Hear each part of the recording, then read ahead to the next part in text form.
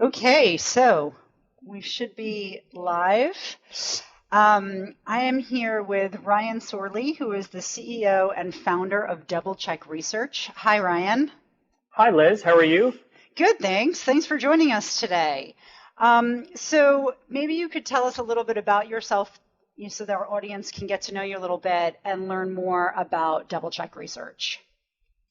Sure. So my background is in research, having worked for companies such as Gartner and Forrester, a company called AMR Research over the years. And I guess I would call myself a student of B2B tech buyers.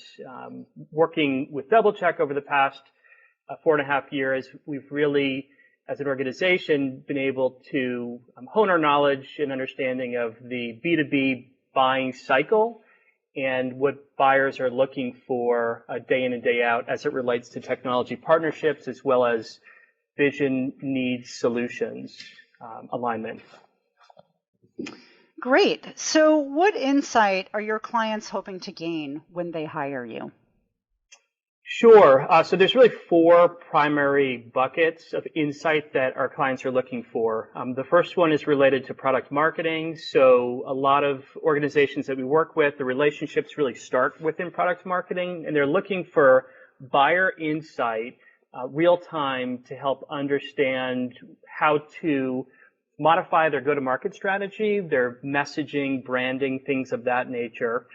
The second group or bucket is product management. So the product managers, of course, own the roadmap for the solution. And they're looking to understand the impact of their offering on the marketplace, where there might be product gaps, where they're losing to competitors, what the needs of their clients might be looking forward into the future. So really understanding what that roadmap should look like.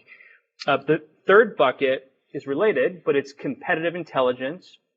So a lot of our work focuses in on asking buyers, your buyers, who else they looked at, what their experience was like with those different solution providers, how they felt about their offering, how they felt about their sales approach, their reputation, things of that nature. So using that information for battle cards and helping to educate their sales team on the areas of opportunity to probe during the sales process, as well as to focus in on, as it relates to your strengths, to differentiate from the marketplace.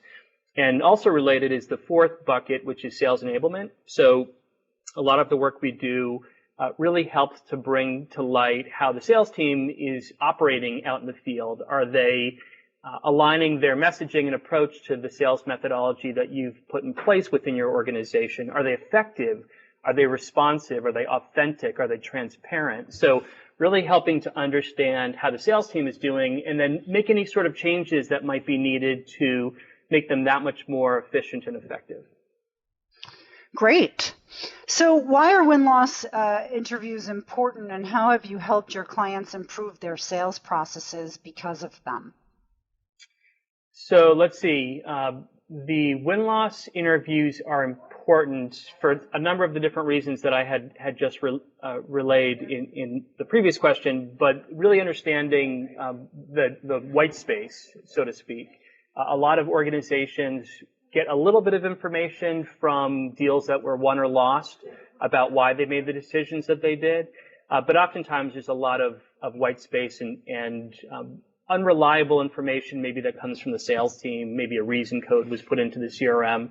So really being able to fill in those gaps is important. And how we've helped clients, we focus in different areas within the interview. We look at business drivers, so really helping them understand why the organization was looking for a solution in the first place. We dig into areas such as selection criteria, so what was really important to them as they were looking to solve a problem or invest in innovation within their organizations. Influencers, where do they go for advice during the process?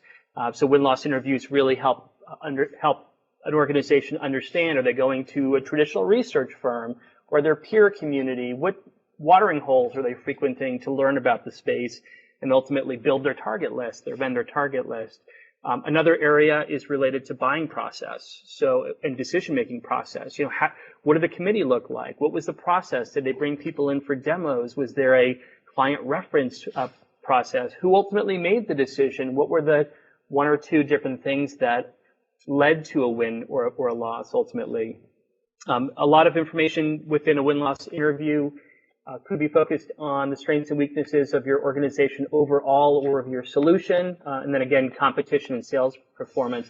And I think you asked some specific questions about like how we've helped companies in those different areas. And I think that there's a number of different examples that we can point to. And I think one of those areas is we have heard stories of our clients getting headcount for specific areas that came up within the research that we conducted for them. So I have one client who we're collecting information about pricing strategy and how their pricing strategy was not strong and well received in the marketplace. So that led to a new hire of a pricing director to help lead the effort for that particular organization. We have another client who time and time again was hearing about this product gap that they had. And that information was being relayed to their C-level executives on a regular basis. And that led to them acquiring another company to help fill that product gap to make them more competitive in the marketplace. And we have another client who used the information to put together a competitive campaign. They were hearing a lot about this one particular company who was building steam against them. And they used the information that we collected to get budget and resources aligned to a campaign against this particular competitor in a particular quarter.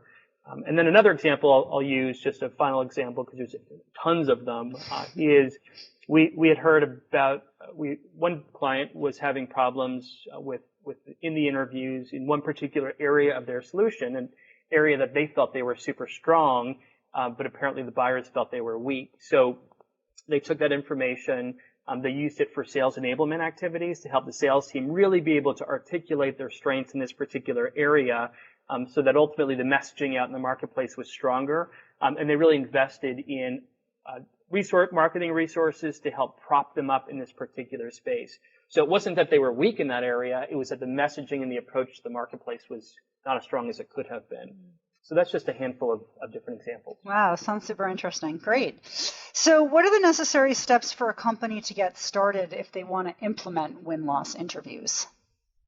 Yeah, there's a lot of different things that an organization could do. And we have seen that most organizations are at one stage of maturity as it relates to win-loss programs. Most organizations are kind of immature in such a way that they're depending on their sales team to conduct sporadic calls with buyers who they've recently lost deals to or won deals with. So I guess the first step is really to, as an organization, come together, take the functional areas that I had mentioned earlier, product marketing, product management, competitive intelligence, sales leadership, bring them together and ask them, what would you like to see out of a data collection process of this type? What questions would you like answered if we were to put together kind of an interview guide or an online survey? What would you like to see? And by doing that, you're able to really get a group of questions that hit home to the important stakeholders within your organization. You also get them to step towards you as far as the program is concerned and have the feeling of ownership because they've contributed. So there's a buy-in element that happens at that step as well. So that's kind of the first step, is get that consensus agreement that this is something that the organization wants to do and make sure to get input from the important stakeholders within the key functional areas. The second thing that we would recommend that you do is, with that feedback, build an interview guide. Take the feedback that they provided, write up an interview guide, build an online survey. I could be using any survey tool really to put together a series of questions that might be a little bit more tactical in nature, and recirculate those tools back to the stakeholders. Ask them if they feel you've captured what it is that they shared with you, and get their feedback on the draft, and then ultimately finalize it. So that's the next step, is kind of coming together on a common interview guide and online survey based on the stakeholder input. The third piece is looking at your stack. So whether you're using a SurveyMonkey or a Qualtrics or a Survey Gizmo for your online survey data collection efforts. You probably have one of those, as most companies do. The next piece is figure out who you're going to use to record the calls. A lot of, whether it's Skype or GoToMeeting or any number of different conference bridge capabilities or providers, who are you going to use? Make sure that you're going to be recording those calls. Then from a transcription perspective, make sure you're lined up to have a transcriber, and that transcriber needs to be one who can handle different languages, right? If you're conducting this research around the world, you want to make sure that in certain countries you have local language speakers conducting the interviews, because they'll ultimately get more out of those particular discussions. So whoever you use from a transcription perspective has to be equipped to be able to handle those nuances. And then the third is to use those tools to centralize your data collection efforts. So if you're using an interview guide and an online survey, build them together within your SurveyMonkey or SurveyGizmo or Qualtrics. And as you're conducting the interviews and recording and transcribing them, take that content and put it into your central database. Have interview questions within your survey tool so that you can keep everything in one place and you can centralize it, and then you can analyze it over time. You can look at question number 1 and see what the responses were to that question throughout 100 interviews. So having that central repository is important as well. The next area is to really figure out how you're going to qualify your targets. Which companies are you going to focus for interviews? Which companies might you focus for just online surveys?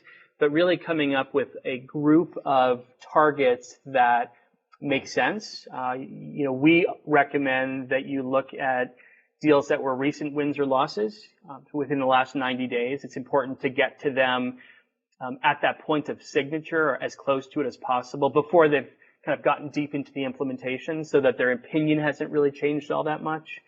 You want to look for competitive deals if competitive is important to you. You want to look for deals that are late stage. So the more time a buyer has spent evaluating your offering, the more they're going to share with you. So those companies that have gone through your funnel, have gone through a demo, a client reference call, met with salespeople a number of times, will have more to share than somebody who you had a quick qualifying call with and then you never spoke with them again. You want sales participation in this process. You want them to approve the nominations or the companies that you're targeting, because you want them to feel like they're a partner in this process, that you're not doing it to them, but with them. And they also help point you towards the right interviewee. So whoever it was that was their primary contact, it might not be the most senior level person or lowest level person. They'll know who the person is that can provide the most content and context. And then the fifth tip here is around building a strong communication plan. So once you've decided to do this, all the steps that I had mentioned earlier are important, but you really need that head of sales to announce the program to the sales team and let them know that this is happening and what the benefits are of such a program to them, what they're going to get out of it. And then you also want to build a communication plan that you can use with your sales team to reach out to the targets, the people that you're targeting for interviews. And you want to assign somebody within your organization to kind of own this process, own the outreach process, own the interviews, things of that nature, unless you want to outsource it to a third party. So those are the things that I would recommend you consider when you're building a plan, building a program. And why are analyzing the wins just as important as analyzing the losses? So a lot of people start these programs and they're focused on losses. Why did we lose? It hurts to lose a deal. But what they don't realize is that each interview is a loss interview. It might be their loss or their competitor's loss. So as it relates to their wins, competitor's loss, that person will share a lot of insight into why they made the decision that they did, why they chose you over your competitors. They also provide a lot of great insight into your competitors, why they didn't choose them, what their experience was like, cultural fit, challenges they had from a sales perspective, pricing, contract negotiation. So once they've decided to partner with you, they're all in, and they're more than willing to share information with you that they feel can help you improve in different parts of your business. So it's a gold mine of content. Plus, you may have just won the deal. There may have been just one little thing that pushed you over the edge to winning the deal, and your competitor losing the deal. So all these wins are not like hit home runs. They're oftentimes foul balls that landed in your lap and you won the deal. So getting that insight from those discussions as to why you just barely won is really important as well. Yeah, that's great. Are win-loss interviews only for large enterprise companies, or can smaller sized businesses also benefit from conducting them? Anybody can benefit from conducting a win-loss interview, and large or small organizations are collecting this insight today. If you're a small company, I'm sure your salespeople or your executives are conducting post-mortem calls with companies who have chosen not to work with them, and are also looking at what reasons why organizations did choose them. So it is happening. As far as the formalization of the process and investing a resource internally or using a third party, that also really depends on the solution that the organization is selling. So you could have a small company selling multi-million-dollar deals. It makes sense to invest in a third party or invest in our internal resource to help support that effort. It's a small investment compared to the deal size. If you're a large company selling highly transactional products that have a low sticker value, that sometimes is harder for companies to kind of get their hands around. Well, why should we invest this much money when our product only costs that much? So it's a little bit harder for those organizations to get their head around why they should do it. And in those cases, a lot of times they'll start with an online survey. Maybe they'll have some sort of a data collection effort there that helps them understand ultimately in this high transaction world, what are the things that are leading to a loss or to a win. But really, any organization is a fit for win-loss. It's just how much they're willing to invest in the program and grow in different levels of maturity and benefits as it relates to formalizing a win-loss program. Have any of your clients used the results to make changes to their marketing strategies? Absolutely, yeah. Every day, really. A lot of the work that we do, because it's competitive in nature, really shines a spotlight on how competitors are differentiating from them. And oftentimes how those differentiators are coming across in kind of a negative way against the companies that we're working with. So it's extremely helpful for them to find out what the message in the marketplace is, what they're up against, and how they might change their positioning. We always recommend to take the high road, not to smear your competition, but it's always nice to know if your competition is smearing you. And, as it relates to things like demos, data sheets, where to invest in different events, if we're finding that your buyers are gravitating towards a certain resource for information, whether it's a research firm, things of that nature, absolutely. Loyalty programs, another big area. We believe wholeheartedly that if organizations spend more time, effort, resources, and money on existing client relationships, that a byproduct of that is growth, right? Because the number one influence to a lot of these decisions is peer discussions. Who do you use? How's it going? Sure. And that leads to companies being invited into an evaluation, and ultimately it leads to wins or losses. So yes, there's a lot of opportunity, a tremendous amount, which is why product marketing is usually the person people who give us a call first, because they understand the value of this type of feedback. Sure. You've touched on this a little bit already, but what would you say is one of the main benefits that you've seen your clients get out of conducting win-loss interviews? Well, win rate improvement is the main benefit. There's a direct dollar-related ROI to investing time and energy into this type of a program. So that's typically a lead when we're speaking to organizations who are looking to win more business. That's ultimately the place that they want to be. Unfortunately, a lot of organizations don't have a strong frame of reference for their actual win rates. And when we bring the question up to them, what are your win rates today and how are you looking to improve those? Sometimes they just really struggle with answering that question. So I think organizations need to be ready for these efforts. They need to have some sort of a baseline metric that they're working off of, and a win rate is a great baseline metric, but understanding what your win rates are is a step that they should take. And I should have mentioned that earlier. It's really kind of having that readiness baseline to be able to know how much you ultimately improve through the program. Is culture ever a consideration when you're designing the questions to ask prospects? Yeah.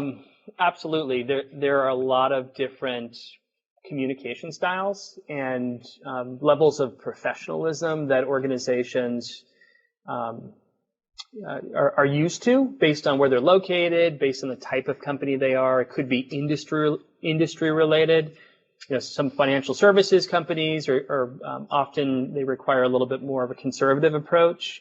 You have different countries that have different ways of doing business, so it's important to have an interviewer who's familiar with that particular country and how they do business, so they know how to open up a conversation in the right way. And here in the States where we are, it's a little bit less formal in some cases, but in other countries, certainly Germany as an example, you have to start with you have to refer to people in certain ways, and certainly that's the same in Asia Pac and in other parts of the world. Right. You have to really have somebody who's knowledgeable in that space. Why is it better to outsource this activity to someone else rather than doing it in-house? That's a great question. I think there's a number of different reasons to do it. The first is that it's kind of a monumental task to run an effective win-loss program, and when you look around your organization, you have to kind of designate somebody to own the program. And oftentimes, the person you designate, it's not their full-time job. They have other things going on, which makes it very difficult to keep it going forward and not get that person sidetracked with other projects and priorities. So having somebody who owns the program for you, who manages it for you, who's reporting out on progress, who's reaching out to you when things are needed. That's really a really important part of the process.